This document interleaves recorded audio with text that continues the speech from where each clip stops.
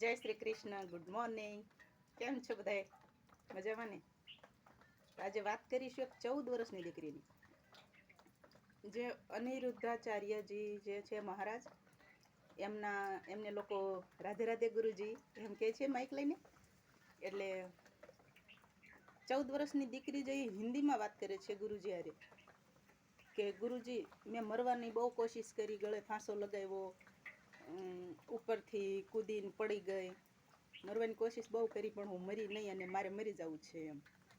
તો ગુરુજી કે કેમ એવું શું વાંધો પડ્યો છે, તે મરી જવું છે? એ કે મને બધાએ જે કોઈ પણ કાંઈ કામ બતાવે ને તો મને કામ યાદ નથી રહેતું, મારાથી લેસન યાદ નથી રહેતું, તો લેસન નથી થતું એટલે સ્કૂલેથી ઠપકો આવે છે, અને ઘરમાં મારા લીધે થઈને કાંઈક પ્રોબ્લેમ થાય એટલે મમ્મી એમ કહે છે કે તું મરી જા. એટલે કે એ છોકરી રોતા રોતા વાતું કરતી હતી ગુરુજી યારે, અનિરુદ્ધાચાર્યજી યારે. એટલે એમણે પૂછ્યું કે તારા મમ્મી તારી હારે આવ્યા છે? એટલે કે હા.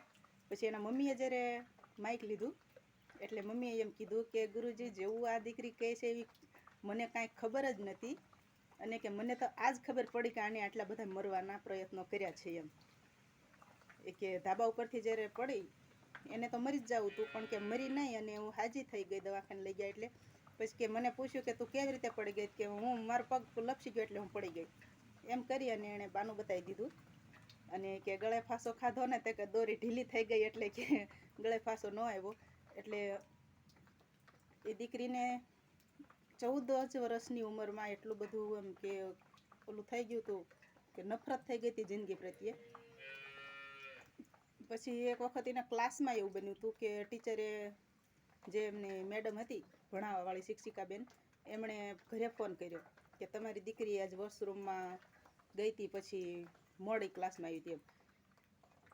તો એ છોકરી સ્કૂલે હતી એટલે એના મમ્મી પપ્પા ત્યાં ગયા સ્કૂલમાં, અને ટીચરની શિક્ષિકાની હાજરીમાં એ છોકરીને ફાવે એમ બોલ્યા એટલે એ દીકરીને વધારે દુઃખ લાગી ગયું. એટલે એને એમ થયું કે હવે મરી જ જવું છે એમ. તો પછી એ છોકરીના મમ્મીએ એમ કીધું કે જેવું આ દીકરી વાત કરે છે અમારી એવું કાંઈ જ નથી, પણ એ કે ઘરનું ટેન્શન એટલું બધું હોય એટલે કે મારેથી ને એવું બોલાઈ ગયું હોય, પણ કાંઈ અમે થોડા એવું ઈચ્છવી કે આ મરી જાય તો સારું એમ.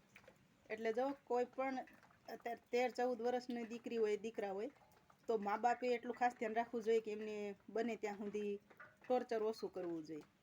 કારણ કે એ હવે સમજણા થઈ ગયા હોય. નાના બાળક હોય ત્યાં લગી તો તમે એને જેવું વર્તન કરો, પણ જ્યાં સમજણા થઈ જાય ને પછી બાળકને એમ એકલુંપણું લાગવા માંડે, અને મા બાપ કદાચ એને ખીજાતા હોય ને એમ ક્યાંક મરી જાય ને તો બાળક કદાચ આ દીકરી જેવું હોય તો મગજમાં લઈ લે. એટલે કોઈ બાળકને ખાલી એટલું જ કહેવાનું છે, 14-15 વર્ષના સમજણા બાળકો થઈ ગયા હોય એમને, કે મા બાપ તમને મર કે ખરા પણ એવું ઈચ્છતા ન હોય કે તમે મરી જાવ એમ. એટલે મહેરબાની કરી અને મા બાપનો પ્રેમ ભર્યું વાતાવરણ જે હોય ને એને પણ યાદ કરો. મા બાપ તમારા ઉપર ગુસ્સે થયા હોય ને એવું યાદ રાખી અને મરવાની કોશિશ ન કરો.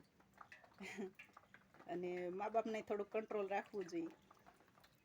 બસ અત્યારે આટલું જ. ફરી મળીશું બીજા વિડીયોમાં. જય શ્રી કૃષ્ણ. ખુશ રહેજો. અને એક ભૂલ તો એમણે એ જ કરી મા બાપે, કે ટીચરની હાજરીમાં એ દીકરીને બોલ્યા. ઘરે આવીને સમજાવવા જોઈતા હતા, એવું કાંઈક કરવું જોઈતું, પણ ટીચરની હાજરીમાં બોલ્યા એટલે વધારે દુઃખ લાગ્યું. એટલે કોઈની પણ સામે આપણા બાળકને ઉતારી પાડવું ન જોઈએ. સારું હાલો તો જય શ્રી કૃષ્ણ. ખુશ રહેજો.